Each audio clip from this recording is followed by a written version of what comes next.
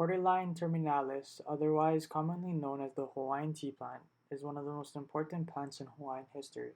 Cordyline comes from the Greek word "cordylile", meaning club. This is in reference to the large club-like roots that some species harbor. Formerly placed in the Liliaceae family, the tea plant recently has been classified in the Asparagaceae by most botanists. The Asparagaceae differ from the Liliaceae primarily in growth habitat. It is commonly found in moist, semi-shaded areas in wet valleys and forests on all major Hawaiian islands except Ko'olawe. It is commonly found at elevations from sea level to 2,000 feet. However, on the Kona side of the Big Island, tea plants can grow well above 2,000 feet. Tea plants are known to propagate easily with little or no care. Planting usually requires simply the cutting of a piece of stalk or root, and sticking it into the ground where it grows without cultivation. The Hawaiian tea plant, known as tea in Tonga, tea in Samoa, Tahiti, and New Zealand, tea in Hawaiian, and hundreds of other names in languages of Southeast Asian islands, China, Japan, New Guinea, island Malaysia, and other parts of Oceania, was an important implement into the staple foods of the oceanic people. Other names include king of tropical foliage, cabbage palm, or victory palm, which derives from its resemblance to small palm trees. But to prevent any confusion, I will refer to the tea plant as it is referred to here in Hawaii. The tea plant's origin is not definitive. Experts suggest it's most likely originated from Southeast Asia, while another source states India. It also may have first been domesticated in New Guinea. Preliminary molecular phylogenetic investigations have shown that the tea plant is to be most closely related to cordyline species from tropical North Queensland in Australia. The tea plant comes in various different colors such as bright cherry red, blood red, dark purple, light yellowish green, and dark green. Leaf color is more intense during the cooler weather in the winter and spring. However, it is said that the earliest variety of tea plant in Hawaii was green.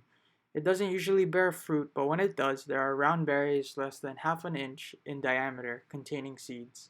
The tea plant was revered as a symbol of divine powers by kahuna or priests, who wore tea leaf leis as a method of distinction. It was also used for kahilis, tall staffs symbolizing royalty, power, and lineage. They were originally tea stalks with glossy green leaves clustered at the top. It was believed that red tea leaves made men invulnerable fighters. Hawaiians held the deepest respect for tea leaves. They believed all nature is imbued with a spirit, which is the reason why all their gods are correlated to nature. Before picking the plant, one would pay respects to the plant for sacrificing its body for human benefit. It is also a symbol of good luck and purity. It is planted around buildings, along pathways, and many other public places to offer a connection to ancestral spirits.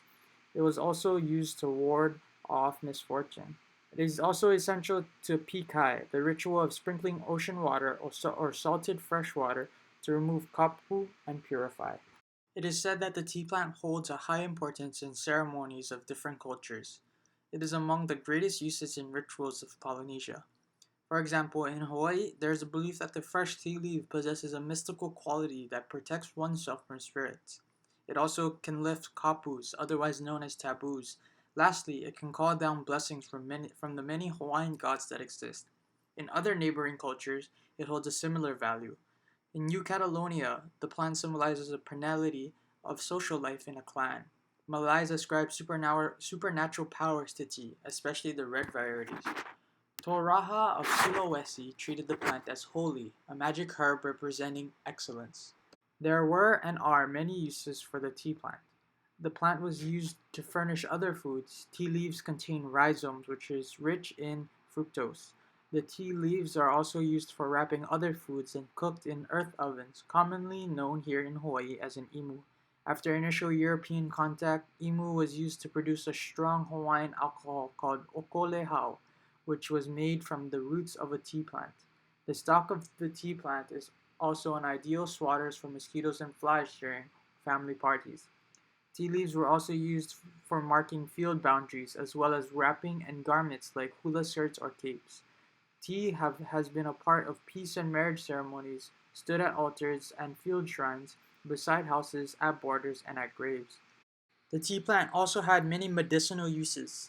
For the treatment of I aku oka ihu, or nasal growth, tea leaves were combined with rhizomes of Oolena, Avapuhi Kauhivi, and Avapuhile. It was also used for the treatment of shortness of breath or asthma.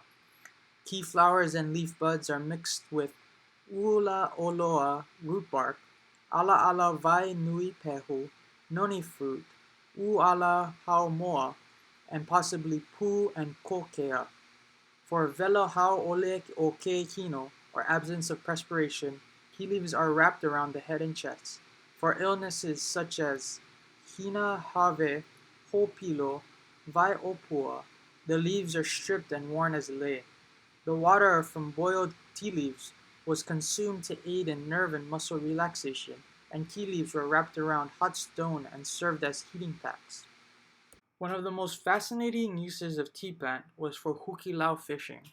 This technique allowed Hawaiians to herd and capture fish in sandy, bottom shallow waters. The net was adorned with tea leaves on one side, tied by their sterns so the tips faced downward, spaced out 10 to 12 inches. One side of the net was held by the people on the beach. A group of swimmers or waters would carry the tea side of the net into the bay. Once strapped into the water, the leaves danced in the currents, and the high sun casted darting shadows. The tea leaves scared the fish into the center of the net, which everyone would pull into to capture the prey. This took around 20 to 50 participants, and it was often done to prepare for a paina.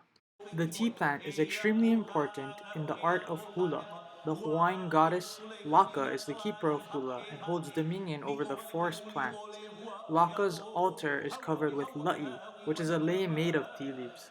La'i are worn in hula to heighten the awareness of movement. When braiding, good energy is essential. The leaves absorb the person's disposition and are said to reflect in the final creation of the lei. Lastly, I just wanted to say I hold a deep connection with Tea Leaf. I've been dancing hula for almost around 8 years, and for every performance, we always use fresh tea leaves to make our lepo'os. I also have tea leaf in my backyard, and I hope you enjoy this small little video of me making a lepo'o from tea leaves from my house.